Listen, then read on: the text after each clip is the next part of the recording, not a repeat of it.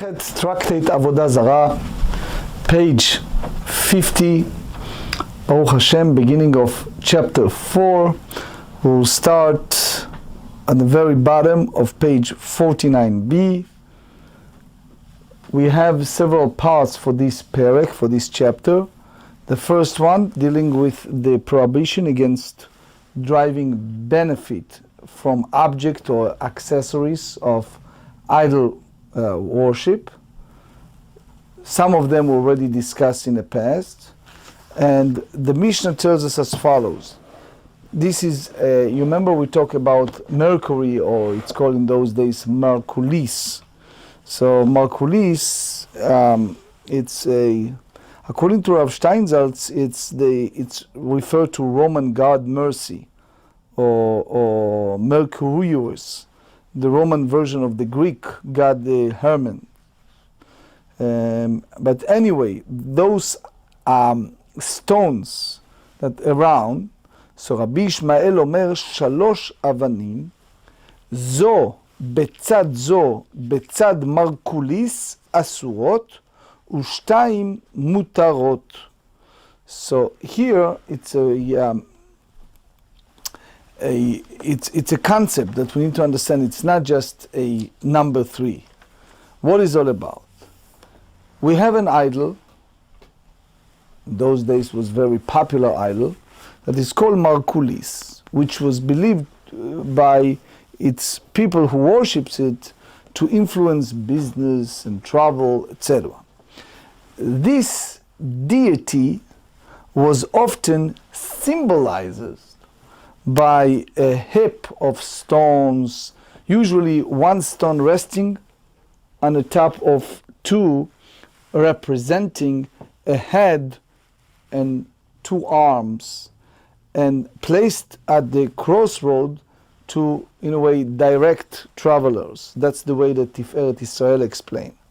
So passing idolaters will worship this idol by tossing stones at the hip, and these stones become forbidden for benefit, like the idol itself. If you remember, on 7th chapter of Sanhedrin, over there Gemara in Sanhedrin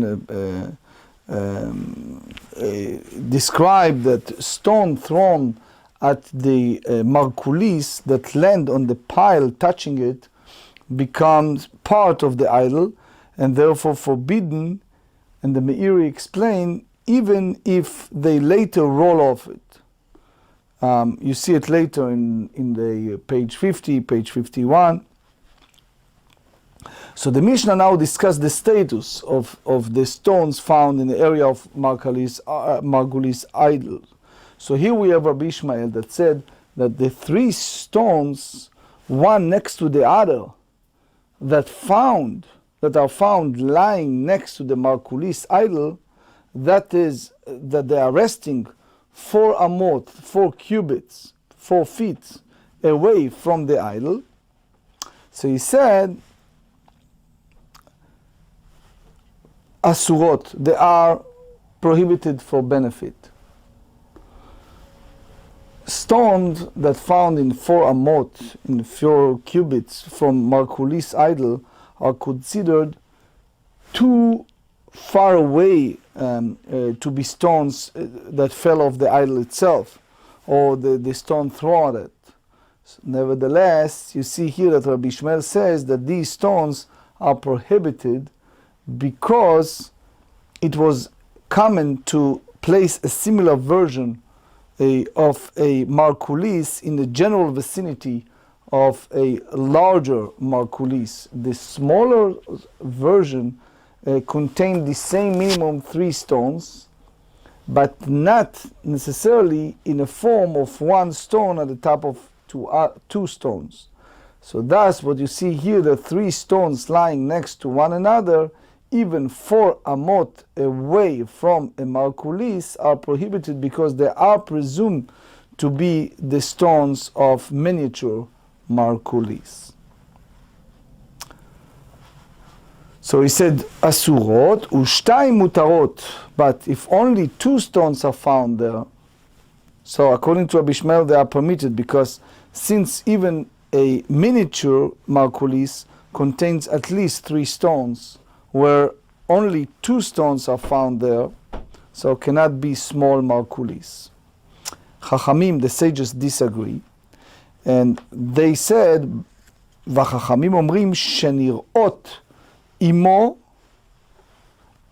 they said those stones that appear to be with the markulis are prohibited, asurot, even if there are only 1 or 2 stones there, because these may have fallen from the markulis itself.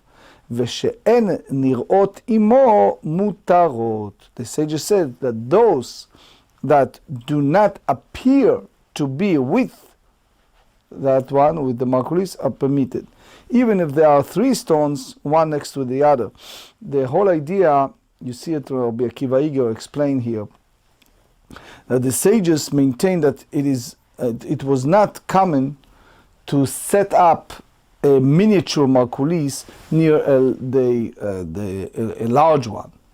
So therefore, the stones that are 4 amot away from it do not appear with it soon you see it, are permitted for benefit because they are too far away from the idol that to have fallen off it. That's the way, as we said, Tosfot Rabbi Akiva Iger explained to us. Anyway, there is more on that in Sanhedrin 63b. Let's go first to the Gemara because it's a lot to discuss here. Tosfot Rosh. Anyway, Bishlama Rabbanan Kasavri. Now we need to understand the reasoning of the sages and Rabbi Ishmael. So we understand the sages that Ovdim Leshvarim, because people in general, the Ritva said, when you have the essence of the idol worshipping, so the worshippers worship fragments of idols, therefore those stones nirot imo דעיקה למימר נפל אסורות, because they said that they're falling from that idol, so therefore they are prohibited to drive any hana'ah, any benefit, even they are less than 3. she'en nirot imo, which means most probably they didn't come out of that, so therefore they are permitted, mutarot, even there are 3. אלא רבי ישמעאל מייקה סבר, אי עובדים לשברים, אפילו תרתי נמד לישר. If you tell me that they worship those fragments, so therefore, even 2 stones should be prohibited. אי אין עובדים לשברים, if you tell me that they do not worship to those fragments, to those shvarim, to those pieces of the idol. So, אפילו תלת נמי לא, even 3 stones should not be prohibited. So, the whole idea if people worship the fragments or not, this we're going to study more, but it mainly, if you remember, we studied it yesterday at the end of chapter 3. Tosfot Rosh here expanded all of that. How come you differentiate between 2 and 3? But anyway, so now the Gemara explain what exactly the machloket, the disputation between Rabbi Ishmael and Chachamim. אמר רבי יצחק בר יוסף, אמר רבי יוחנן, בידוע שנשרו ממנו דברי הכל אסורות. If it's well known that these stones fell from the pile of stones, everyone agrees that they are prohibited. ואפילו למאן דאמר אין עובדים לשברים, הנו מילי עבודה זרה דלאו היינו אורחי. This applies to idol worship, that it's not the manner in which the people worship it. אבל אחא דמעיקר הטבורי מטברי, but here the whole manner is that the stone thrown onto the pile are broken stones from the outside. Hainu orchei, this is a very normal matter of worship. So therefore, it's not an issue. Kiplige, when Rabbi Ishmael and the sages disputed, bistama, meaning when it's unknown, it's basically only if it's not specifically known where these stones came from. Now, the Rambam tells us in Tractate Avodah Zarah chapter 7, it is prohibited to derive benefit from stones that are found adjust to the idol Mercury, Basically that's follow Chachamim. Page 50, Bimkoravot Name. So here, the Bach said based on the Rashi, he said, Bimkoravot Meod, Kegon Ba'ama V'Chatzi Ama. So it means that it's, everyone agrees that it's so close to the pile that's dedicated to a Mercury is like in the size of Ama. Chatzi Ama, it's very close. The Ikale Minei Nafal. So obviously one can say that it's come out of the Mercury. So Divrei Kol Asurot. So then there's no argument. Everyone said that you cannot have any hana'ah, any benefit from that is prohibited. The disputation between Rabbi Meir and the sages is Kipligi Bimruchakot, when there's a distance. So when the distance, Rashi said Meruchakot, the Bach Ed Klomar, we don't have time for that. Betoch 400, Devadai Lav Minei Naful. So here it says that it has to be clear that it's a distance. 4 cubits is too far from saying that it's coming. So the way it's the Rashi tells us that both nearby and distant stones within 4 amot, 4 cubits on the pile dedicated to Mercury. So nearby stones are within the half cubit or so, and the distance one are nearby 4 cubits away. Now you see here in Tosfot is a long one, but in short I'm reading you the abbreviation of Tosfot from Koren edition. They said that nearby stones are within 4 cubits and the distant stones are more than 4 cubits away. So that's more rational to say that it's such a distance, so therefore it's not from there. But here the Gemara stopped in the middle of Rabbi Yochanan and asked a question. Veha betzad markulis katane. If you look and examine clearly in a Mishnah, the way it's written, it was the side of Mercury, which means that they are nearby, which is the disputation between Rabbi Ishmael and the sages in those stones that close to the Mercury. And unlike the way Rabbi Yochanan said, my betzad, what does they mean when they said it was at the side of the Mercury? So they said betzad arba amot didei, which means the side of the Mercury within the 4 amot, 4 cubits within. So if you remember Gemara in Eruvin 48 said that mekomo shel adam, which means the place that the person have the Kabbalat Kinyan, Maaseh Kinyan, it's within the distance of 4 cubits for the item or to the person. Now, therefore, stones that within the domain of 4 cubits, we have Rashi in one hand, we have the Rabbeinu Hanel in the other hand.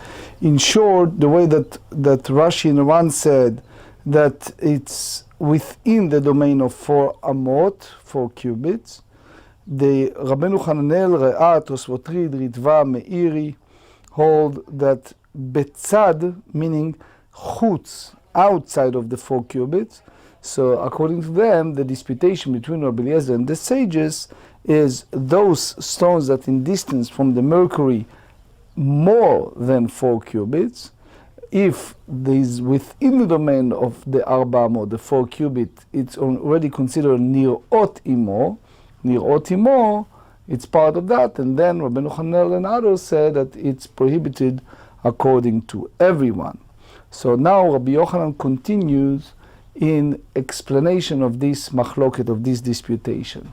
Now Rabbi Ishmael Savar Osim Markulis Katan Betzad Markulis Gadol, which is kind of weird. What do you mean by saying that they're making a small, they construct, the worshippers initially construct a small stone pile dedicated to Mercury, and at the side a large stone pile dedicated to Mercury? I humbly think that that's what Rashi meant when he used Klomar here. Rashi said, עושים מרקוליס קטן, כלומר דרכן לעשות כן. So I think what he meant to say is, it's not rational, it doesn't make any sense. Logically, you have it or you don't. You have one mercury and that's it. Why you need to make one big and one small, one next to the other? So Rashi said, the assumption is either because of the historical or information they have, that that's the way they did it in those days. But anyway, the conclusion is, therefore, consequently, shalosh דדמיין למרקוליס אסורות.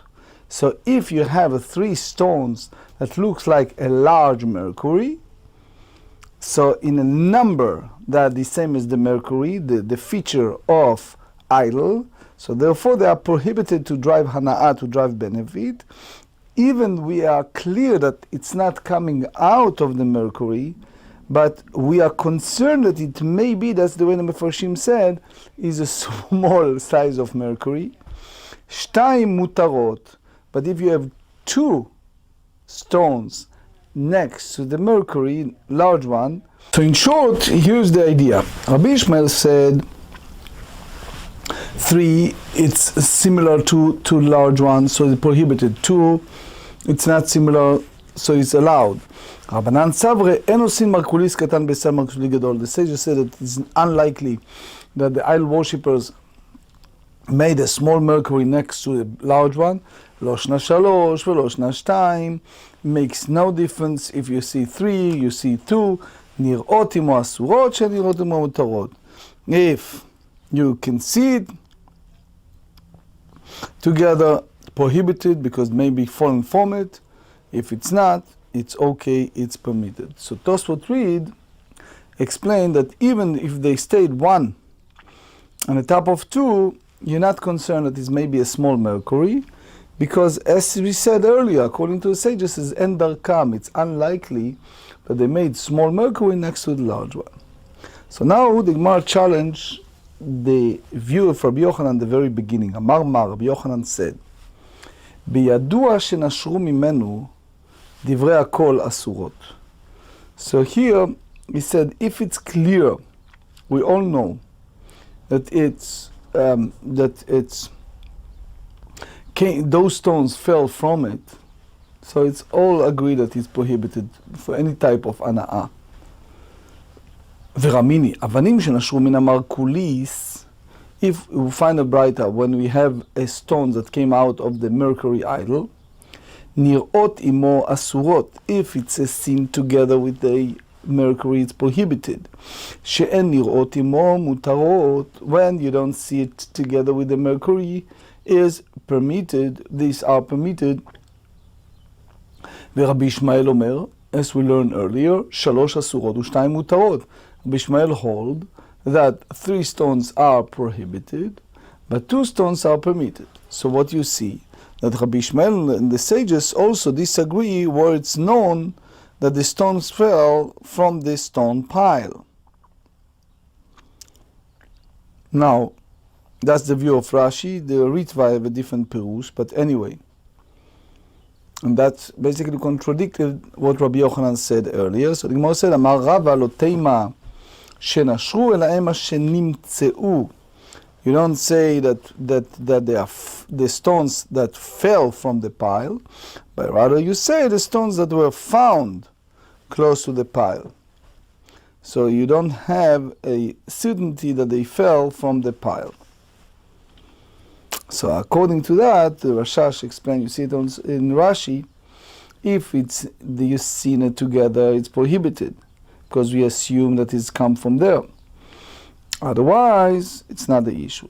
וסבר רבי ישמעאל 2 מותרות? You meant to say the Gemara challenge that 2 stones that found within the 4 cubits, within the 4 amot of the mercury, they are permitted. והתניא רבי ישמעאל אומר, 2 בתפיסה לא אסורות. If you have 2 stones that it's in the domain of the area the pile dedicated to mercury, so they are prohibited. 3 אפילו מרוחקות אסורות. If there are 3, so even their distance in the proximity of the mercury, it's prohibited. So Gemara said, אמר רבא לא קשיא כאן בתפיסה אחת, כאן בשתי תפיסות. So Rava said, it's different.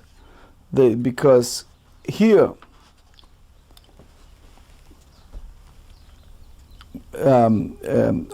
both file as basically in the same area, in which case the stones are prohibited. So the first Braita, where they are in two area, so if it's nirotim or prohibited, and in the Mishnah that tells there is something distance between the stones and the mercury, so it's called shtei tfisot, two different area, and therefore it's permitted, because you assume that it does not come out of the mercury. Give me an example that shtei tfisot. So he said the ika govha beinei uveinei, where there is an elevated area between them, and evidently the stone did not fall from the pile. So the Gemara asks, what type of mercury that made like three stones, one next to the other, Rashi said. Here are the stones that came from Beit Kulis. They said, Beit Kulis, we learned earlier, that's the name of a place. Achat mikan ve'achat mikan ve'achat al gabehen.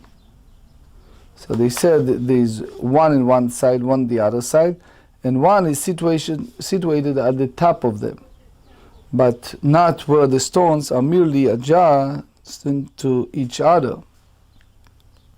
So Rashi explained Bava Metzia 25b that you have two stones, one next to the other, and the third one is half on the top of this one and half of the other one. So Amarava Kitanya hi beikar markulis. So over there Rava said the brighter taught in the main pile of stones dedicated to mercury, but the stones that are added to it are not necessarily arranged this way. Here is a story in regards to those stones of mercury. Ki beyanai malka charuv, the house of King Yanai was destroyed. Atu of the kochavim, so idol worshippers came in. Okimu bei markulis, so they put a mercury idol there, and they throw stones on that mercury. Atu of the kochavim achrin lo parcha the mercuries. So another idol worshippers came in that they have a different idol worship, but they don't worship mercury. Shaklinu v'chipu b'hem drachim v'sastat ra'ot. So they pull out those stones, and they make for them paved path and streets with them. If you remember, Sartia is the place, the Gemara in Shabbat, page 6 said that is the way that people go from one city to another. Ika Rabbanan de Farshei, ve'ika de Rabbanan de lo Parshei. So you have some sages that withdraw because of they felt that is asur b'anah, that is prohibited since in the past those stones were part of idol worshipping, so therefore it's prohibited to drive any benefit, while others hold that since it wasn't currently as a mercury idol, so it wasn't an issue. Because if you remember, and we're going to study it again on page 52, that the idol worshipper can abrogate it, can expunge, annul his idol, and basically by denigrating it or making it mocking it or making it something that is no longer his idol. So here, Amar Rabbi Yochanan bnan shel kedoshim, me'alech aleim v'ana nifrosh men. So Rabbi Yochanan said, son of holy ones, walk on them, should we withdraw from them? Mani bnan shel kedoshim, who is the sons of holy people? Rabbi Menachem ברבי סימאי, והמאי קראו לבנן של קדושים, דאפילו בצורתה דזוזה לא מסתכל. because he is not even gazed in the form of a coin, as it was sometimes an idolater's symbol. So the Gemara basically hold that his father was as holy, but anyway. So that's midat chasidut, not to look at the coin that portrayed the idol. So they said, "Ma'itama deman defarish." What's the rationale? What's the reason that one who hold that who draws from those paths? סבר לה כי הדאמר רב גידל אמר רב חייא בר יוסף אמר רב מנין תקרובת עבודת כוכבים שאין לה בטלה עולמית. How do you know that an offering both in idolatrous worship that you cannot abrogate it forever? שנאמר, they said in the book of Tehillim in Psalm 106 verse 28, ויצמדו לבעל פאור ויאכלו זבחי מתים. They joined themselves to idol called Baal Peor, and they are offering to the dead. So the same way, Ma met en lo batal olam, the same way as prohibited statue of a corpse has no nullification, it's forever. And forever, if you remember, we studied it on page 29b, that we derive it from Egla Rufa. אף תקרובת עבודת כוכבים אין לה בטלה לעולם. The same way as offering that brought in idolaters' worship, you cannot abrogate it forever, not nullify it forever. So the Meiri said it is dome le korban. It's close to, it looks the same as korban.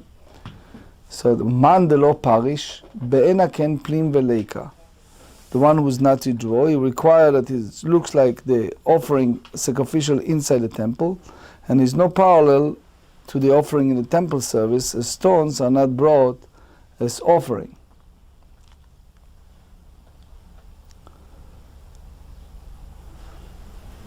Now, the Rambam in Ilchot Avodah Zarah chapter 8 said the prohibition of an offering of idol worship cannot be revoked.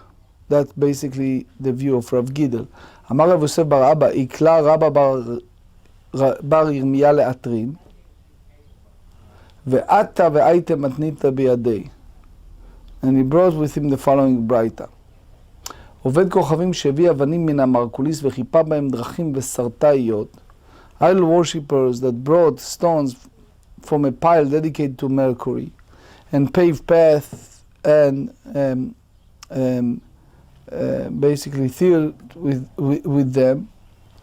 So he basically prepare all the use instead of idol to those drachim to pave, tatreot, etc. Page 50b, mutarot. If you remember, we studied it earlier, but you see it again on page 52b, that a fellow Jew cannot mevatel, cannot nullify idols, versus a non-Jew can nullify the idol. So therefore those stones are permitted, הנאה, the drive benefit. ישראל שהביא אבנים מן המרקוליס וחיפה בהם דרכים וסתריות אסורות. Because as we said, cannot do it, fellow Jew. ולית נגר ולא בר נגר דאפיר קני. Just a side note, there is a book called Chishukei Chemed. It's a great rabbi in Israel, his name is Rabbi Zilberstein. So he presented the two views, which we'll talk in the future, the disputation between the Minchat Chinuch and the great Rav Chaim Kanievsky Shlita, who is a relative also of Rabbi Zilberstein, in regards to, you see an idol, and it's Shabbat. Can you ask a non-Jew to take out the pieces, the stones of the idols, and make them, for example, a flooring? So basically on Shabbat you're not supposed to ask a non-Jew to do work for you, right? But if it's in order to fulfill the mitzvah of getting rid of idol, is that supersede the law of Shabbat? So Minchat Chinuch said that since the obligation of a non-Jew is only not to worship idol, but not to eradicate idol. Because if you examine the 7 Noachide laws, is a prohibition against worship for a Jew and non-Jew. But eradicate them, it's only for the Jew. So therefore, according to Minchat Chinuch, it's not. You can't do it on Shabbos. But according to Rav Kanievsky, and maybe another time we can prove it, because it's not for today, but I'll just give you the vignette. According to Rav Kanievsky, you can do it. And the reason the Chishukei Chemel brought, it's because of the story we study not long ago. If you remember, let me remind myself what is the page where it was, but it was not long ago. I think it's Mem Gimel. But anyways, there was a story about Rabbi Lazar Kapar, that he saw an idol and he asked a fellow, a non-Jew, to get rid of that, and he refused, so he slapped on his face, and he did it for him. You remember that story? So Rav Chaim Kanievsky derived from that the point that even on Shabbat it's okay to do because of that story of Rabbi Lazar Kapar, that the mitzvah of eradicate idols, as we said, repeat, some said even 49 or 44 times in the Torah, therefore even Shabbat is superseded. So hypothetically speaking, if you see an idol and you see a non-Jew, you can tell him, listen so and so, pull out that and make it a flooring. And even on Shabbat, according to Rav Chaim Kanievsky, it's okay. Anyway, Minchat Chinuch disagree, another time we'll talk. But here what you see, Yisrael she'avi avanim min Markulis, if a fellow Jew brought those stones from Markulis, since the Jew eno yachol levadel avodat kochim, the Jew cannot abrogate it, idols, therefore cannot, velet nagar belo bar nagar deifar kinei. Nagar, it's like man'ul, it's like luck. So we said here that a carpenter, and neither a carpenter nor a son of carpenter who can resolve it, which is no one can resolve the difficulty inherited in this statement. Not a Torah scholar, not even a scholar who is a son of a scholar. It's just a statement. Amar Rav Sheshet ana, I am, lo nagar, ana, velo bar nagar, ana, ufarkin alei. But even I'm not in that category, in that caliber, I can respond, explain this question. My kushya, what exactly Rabbi Bar Yirmiyah have a problem with this braita? The Rav Gidel, be'eina ke'ein panim veleika.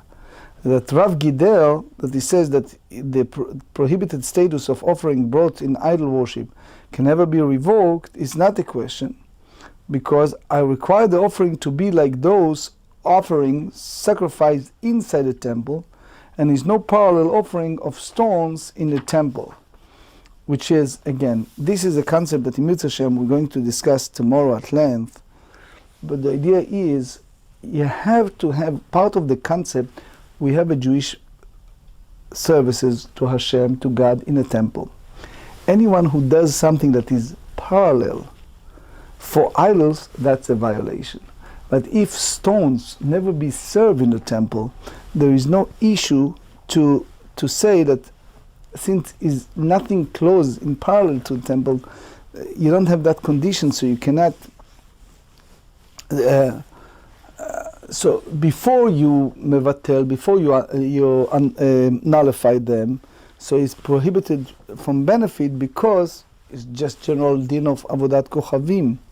But here is Amar Rav Yosef bar Rabbi Bar Yirmiyah le'atrin ve'ate v'aytem matnin. That's a beautiful statement. Ata ve'atne matnitin biyadei. You see it in the big rabbonim and the big scholars. They use that terms many times when they refer to someone. Again, I'm sorry for digressing, but it reminds me of a story that happened, who knows, 35 years ago. The late Rav Ovadia Yosef, at that time, was the chief rabbi of Israel. I was in my early 20s, and I came with a few, how do you say, machbarot? It's like paperwork, with explanation of Rashi and Klomar and Shas. And I went to the Rav Ovadia Zatzal, and he right away wrote a beautiful askama. And he wrote in askama, Ata ve'aytem matnita beyadei. He used this term that he brings these studies, this braita, this learning with him. Anyway, I was very emotional and flattered to see such a chief rabbi write such a thing. I was just very young kids at my early 20s. But anyway, matli'in umezahamin bashvi'it. So he said, one may remove worms from a tree and place manure on a cut tree during the sabbatical year. So the Mefarshim said that you see in the Meiri, the Rambam Ilchot Shmita V'Yovel chapter 1, that mutar lahamitan al yedei ishun. You can get rid of that by the smoke. But anyway, we'll read halachot a little later. And he said, "Ve'en matliim umezahamin bamoed." And during the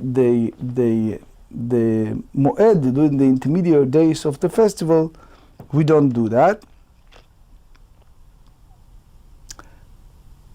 And בכל המועד, וכאן אין מגזמין, וסכים שמן לגזום בין במועד, בין בשביעית.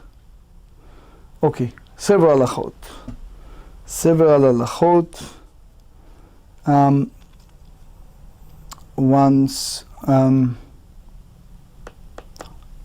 Okay, ולת נגר ולבר נגר דיפרקיננה. Okay, so here is the Rambam. The Rambam Ilchot Yom Tov chapter 8. One may not remove worms from a tree during the intermediate days of the festival, nor may one smear a manure on a cut on a tree, but one may smear oil on trees and their produce. That's basically follow the Braita. You see this also in the Or Chaim 537. Now the Rambam in Ilchot Shmita V'Yovel said, the first parak, one may not prune a tree during the sabbatical year, even if it is barren. One also may not cut off growths or large branches from a tree or engage in other tasks to enhance the tree. Okay, so the Amar Ravina, Ana lo nagar velo ana velo bar nagar ana umefalkinan la Maika kashele. What's the question Rabbi Barim asked? If you tell me moed hashvi'it kakashele, ma'ishna shvi'it deshari, ma'ishna moed asur. Midami, b'shvi'it melacha asar achmana, tircha shari, moed afilu tirchana me'asur. Ve'ela zihum agizum kakashele. Ma'ishna zihum deshari, ma'ishna gizum de'asur. Midami, zihum ukume elana v'shari, gizum avru elana asur. Ve'ela, I'm just reading it and then I'll read several halachot. הזיהום קקה, שלד הקטנים בתליים ומזהמים בשביעית, ורמיני דשסלחי נרגד to ערב שביעית. The Gemara in Rosh Hashanah at the very beginning said that the Isurei, the sabbatical year beginning on Rosh Hashanah, the first of Tishrei of the sabbatical year. So if you have a plowing, for example, that's Erev Shvit, is a Tosefet Shvit, an additional time, you do not do it. So some say that it's Halakha Moshe Messinai, some say that it's a biblical, Becharish of Katzir Dishbot. But those who say that Tosefet Shvit, that we do it even in the time of the Mishnah. So here they bring an example that allows in the Tosefet Shvit, but prohibited during the sabbatical year itself. מזהמים את הנטיות וחוכים אותם וקודמים אותם ועושים להם בתים ומשקים אותם לראש השנה. Because this you do can לקיים את הנטיות, to have them, you know, but it's all rabbinic. עד ראש השנה אין, בשביעית לא. ודילמה כרב עוקבא בר חמא, דאמר רב עוקבא בר חמא, תרי קשקושי הבו. There's a two type of חפירות. He said, אחד לעברו יעילנה ואסור, ואחד לסתומי פילי ושרי. So it's a two type of a hoeing. One type is to enhance the tree health and is prohibited. And the other one is close up cracks in the ground, which is permitted, as it's done only to prevent the trees from dying and not to enhance their growing. ההכנה מתרי זיהמומי הווי, אחד לעוקה מיליים ושרי ואחד לעברו אילנה ואסור. ואלה השיחה הקקה של דקטני סכין שמן לגיזום בין במועד ובין בשביעית, ורמיני סכין את הפגין ומנקבים ומפטמים אותם. עד ראש השנה אין, בשביעית לא. זאת אומרת, מי דמה? הכה עוקום אילנה ושרי, הכה פתום מפיירה ואסור. So what exactly we have a problem? אמר לרב סמא ברד רב אש לרבינה, רבא בירמיה שיחה דמועד הזיהום, דמועד לא קקש אלי, מקדי האוקמי והאוקומי. מה ישנה הידה שר ומה ישנה הידה אסור, היין וכאמר לי לית נגר, ולא בר נגר די יפיר קיני. So, several halachot in conclusion.